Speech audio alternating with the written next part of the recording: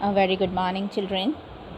In the last class, I had started chapter 5 from your supplementary reader, Footprints Without Feet, and the chapter's name was the same. So, let's recall what we studied yesterday and then I will continue further. We came to know that Griffin, he was a brilliant scientist who had conducted several experiments, and one day when he discovered a wonderful drug which could make him invisible, and he could see everybody but nobody could see him. Okay, so what happened that Griffin's landlord, where he used to stay on rent, he did not like him and tried to throw him out, and this made Griffin angry. So what he did, he set the house on fire, and then he swallowed the drug and took off his clothes. He became invisible and he went away. So it was a winter season and he was walking on London streets without clothes. It gave him a lot of shivers, and Griffin even had no money, so he entered a big London store. There he took meat, coffee, sweets and wine from the kitchen of the store. Then he slept on a pile of quilts there. He stayed there in the store for the night and slept on quilts. Next morning, he was discovered by the store employees. So as they tried to catch him, he ran away from there. The assistants, who were the employees, they also started running after him. So what Griffin did, he started taking off his clothes one by one and he became invisible. But now again he was shivering with cold. Okay, so once again what he did, the next thing, he entered the shop of a theatrical company and he wore the bandages around his forehead. He also wore the dark glasses, a false nose and the whiskers. Griffin robbed some money of the shopkeeper and he took a train and reached Iping village. On reaching Iping, Griffin booked 2 rooms at an inn and paid the rent in advance. And that inn belonged to a landlady called Mrs. Hall. She was suspicious about the strange behavior of Griffin, but she tolerated as she was getting good rent for her room because Griffin was paying it on time. So since then what happened, Griffin's stolen money, it was spent soon, and he told the landlady that he had no cash and he was expecting a check. Okay, so the next night what he did, as we know he was without money, he entered the house of the clergyman, I told you, the priest. Okay, and he stole the money from the priest study room there. Okay, and what he did, both of them, they heard the noise. Who? The priest and his wife. They were surprised to hear the voices, but no one was visible to them.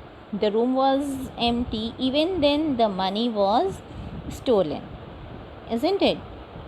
So now what happened, the clergyman, he took one rod in his hand and he opened the door suddenly and asked the person to surrender after hearing the noise.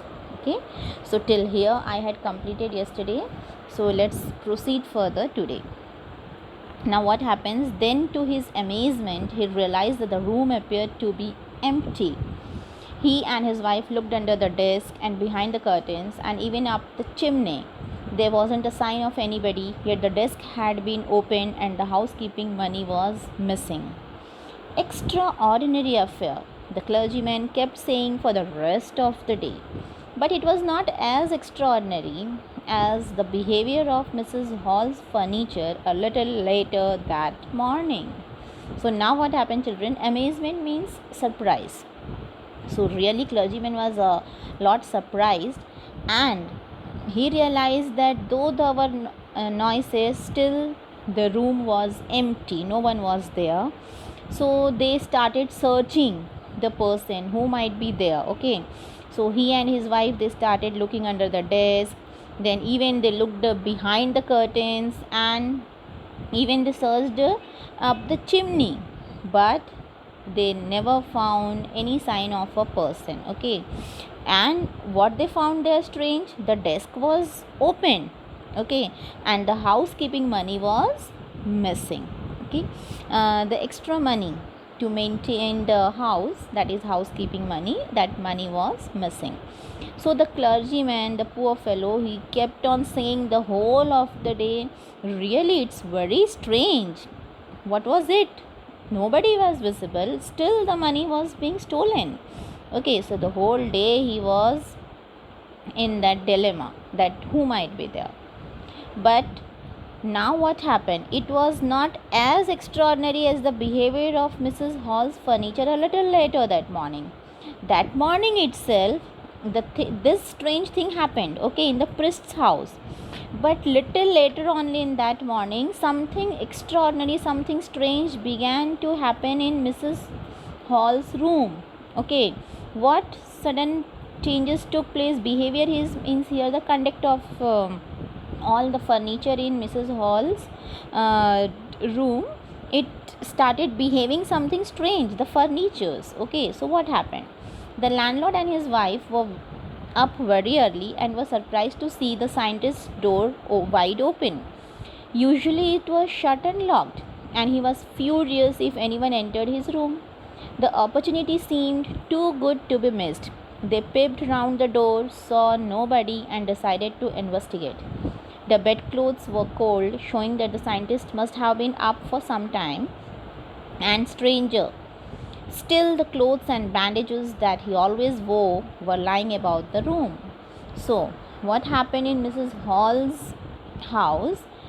The landlord and his wife, means Mrs. Hall and her husband, they woke up early that morning, and what they were shocked to see, that the Griffin's room's door was open completely, and most of the time they found it always locked and shut. Okay, but that day it was open, and even they knew that he was very furious. Okay, furious means very angry man. Okay, if anyone enters his room, he gets too angry. So now the door was open, but no one was inside, so they got an opportunity, one chance.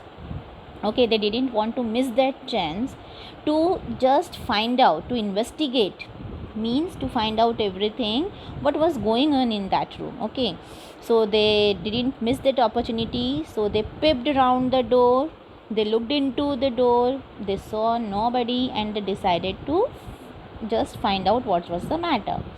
So they found that the bedclothes, okay, that is the bed sheets only, they were little cold. It means that the scientist who was sleeping over there, he had woke up just some time before only, and that's why it again got cold. And the clothes and the bandages that he was wearing, okay, they were lying in the room. All of a sudden, Mrs. Hall heard a sniff close to her ear. A moment later, the hat on the bedpost leapt up and dashed itself into her face. Then the bedroom chair became alive. Springing into the air, it charged straight at her, legs foremost. As she and her husband turned away in terror, the extraordinary chair pushed them both out of the room and then appeared to slam and lock the door after them. Now, what all incident happened in Mrs. Hall's house? So, Mrs. Hall and her husband, they entered the Griffin's room, isn't it? So, now what happened? Suddenly, they heard a sniff. Sniff means when someone breathes heavily. Okay, that is a breathing sound. So, she heard the sniffing sound near her ear, and just a moment later, what she heard, she saw the hat on the bedpost. Okay, and it was leapt up, it was taken away and dashed into her. Dashed means struck in itself into her face. Okay, that hat, it got struck into her face. And then the bedroom's chair became alive. Okay, in what way? It started springing. Springing means jumping into the air, and after jumping, not only the chair started jumping, it charged straight uh, at her legs foremost, means at the foremost part of the legs it went and hit Mrs. Hall. As she and her husband turned away in terror, so they were in very much both the husband and wife, they were very much frightened, they were in terror, isn't it? So they just, what they did, they were trying to turn away from there, but what happened? The extraordinary chair, it pushed them both out of the room, and then it appeared that the chair only, it just struck the door and it had locked the door after them. Okay, Mrs. Hall almost fell down the stairs in hysterics. Hysterics means like fainting, okay, getting unconscious. So when Mrs. Hall and her husband were pushed out by the chair, now Mrs. Hall was getting little bit unconscious and she was going to fall down from the stairs. She was convinced that the room was haunted by spirits and that the stranger had somehow caused these to enter into her furniture. Now she was fully convinced, she was sure that the room was being haunted by spirits. Haunted means it was visited by the ghosts. Okay, and the stranger had caused these to enter into her furniture, and she was sure that that strange person, he only knows something to do and he had made the spirits enter into her furniture. My poor mother used to sit in that chair, she mourned. To think it should rise up against me now. So, now Mrs. Hall, whom she remembered her mother, and she started mourning. Okay, just crying in pain. She was thinking that her mother used to sit in that chair only. Okay, so she was thinking whether this chair will again rise up against me. Mrs. Hall was thinking that. The feeling among the neighbors was that the trouble was caused by witchcraft. Okay, and but witchcraft or not, when news of the burglary at the clergyman's home became known, the strange scientist was strongly suspected of having had a hand in it. Suspicion grew even stronger when he suddenly produced some ready cash, though he had admitted not long before that he had no money. Now, Mrs. Hall's neighbors, those who were her neighbors, they also started just feeling that whatever trouble was there with Mrs. Hall, it was caused by witchcraft only. Witchcraft means only that only sorcery, isn't it? Through which the spirits are called and all. So, all such things are being done to trouble them. But maybe witchcraft or not. Okay, but when the news of the burglary means robbery only, to break into someone's house, to steal something, and when the news was heard by them that this robbery took place at the clergyman's home, okay, the strange scientist was really suspected. So everyone started suspecting him. They had doubt over him that somewhere the other this strange person's hand is there in that. Okay, so suspicion, that doubt, it grew even more stronger when he suddenly produced the cash. To whom? To Mrs. Hall, though he had already admitted that he was not having any hard cash in his hand, but still he produced that cash amount to Mrs. Hall. The village constable was secretly sent for. Instead of waiting for the constable, Mrs. Hall went to the scientist, who had somehow mysteriously appeared from his empty bedroom. Now, what Mrs. Hall had done, she had already appointed one constable, one policeman to look after the case. Secretly she had done. But now Mrs. Hall, she was not ready to wait till the police reached there, and what she did, she only went to the scientist, okay, who had mysteriously, in a very mysterious way,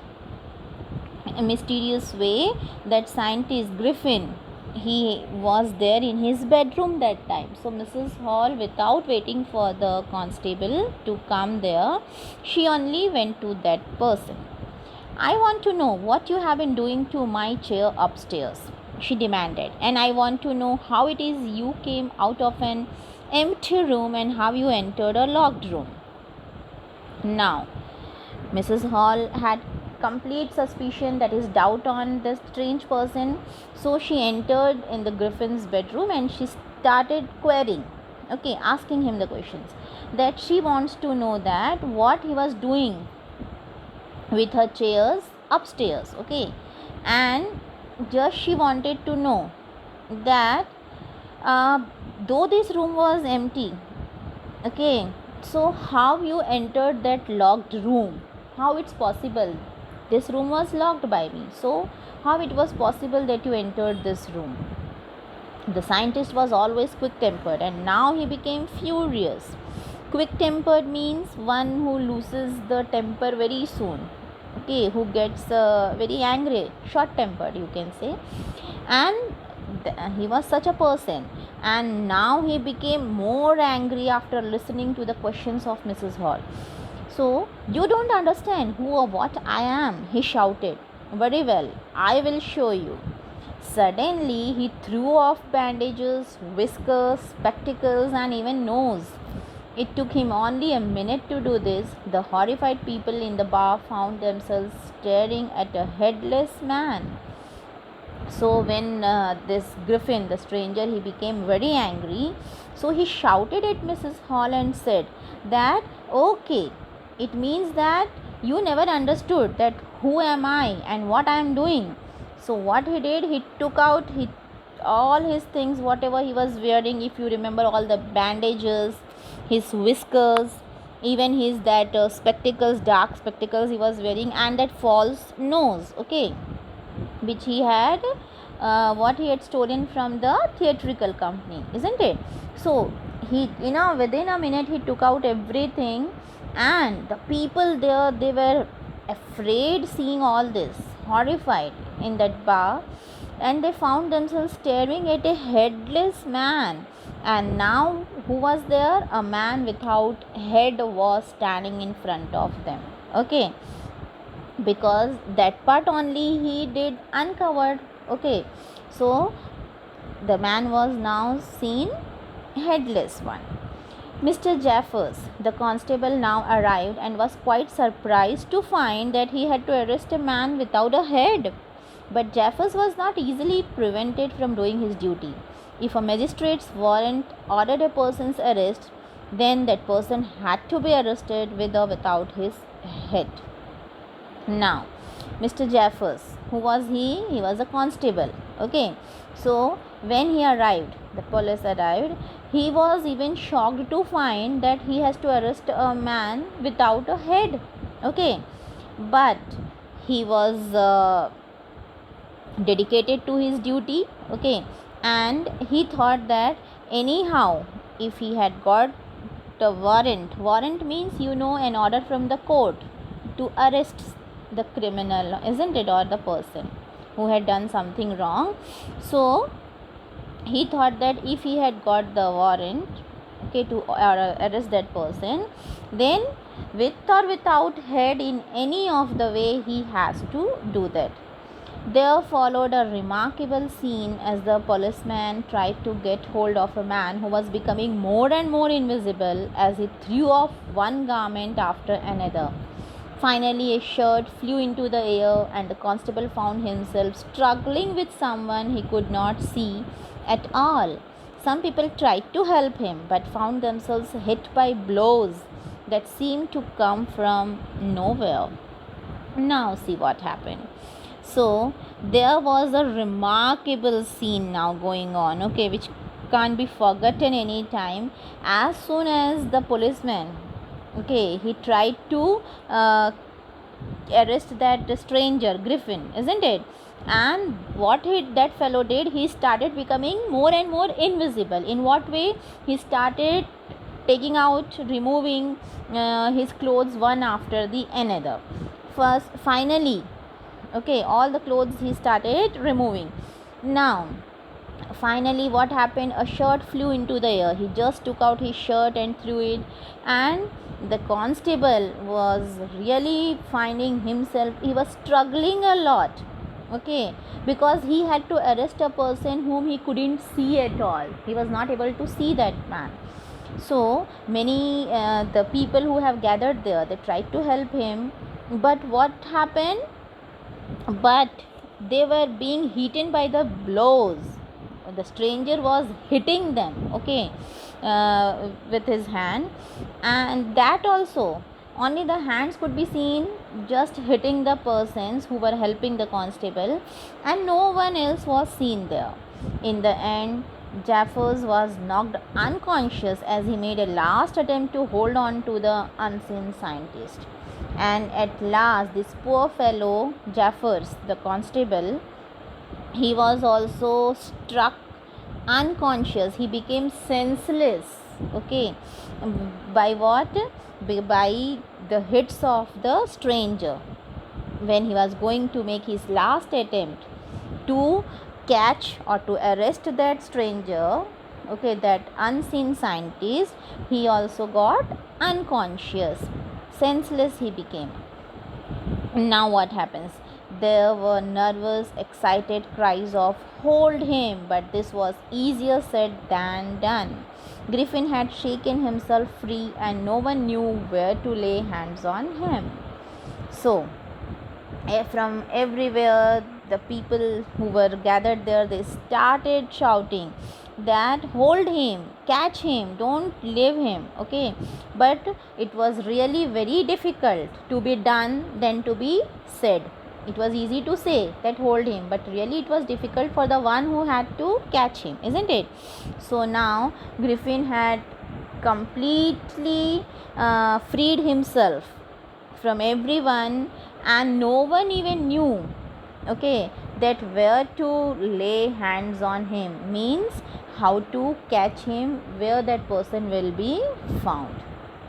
So here the story comes to an end by H.G. Wells, that is Footprints Without Feet. So we came to know about a brilliant scientist, okay, and what we came to know here, what is the theme? It is all about a crime only, okay. This is a fictional character, children, Griffin, not the real character. Fictional, I mean to say imaginary only, okay. So he was an invisible man, and he begins to draw the sadistic pleasure by doing all the mischiefs, isn't it? And he had used his discovery, as you know, for what purpose he had used, whether he had used for useful things or some other activities that you came to know. So here we end the chapter, so just go through it again. So till the next class, goodbye children, and have a good day.